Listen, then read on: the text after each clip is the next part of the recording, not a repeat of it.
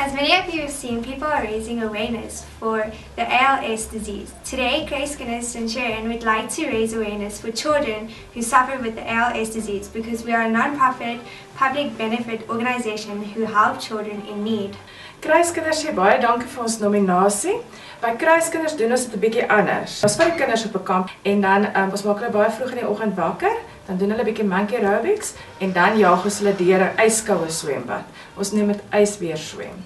Ons nomineer daarom die volgende mense nie vir 'n Ice Bucket Challenge nie, maar wel vir 'n ysbeer swem.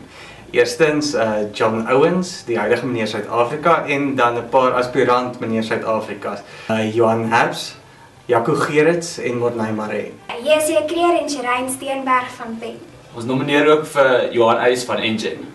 En ons nomineer ook vir Derek Smallberger van Cybertech. En 'n tandarts wat ook baie betrokke is by ons, Wayne, jy word ook genomineer.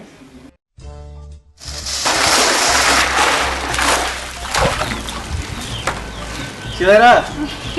Okay, let's go! Okay, let's go!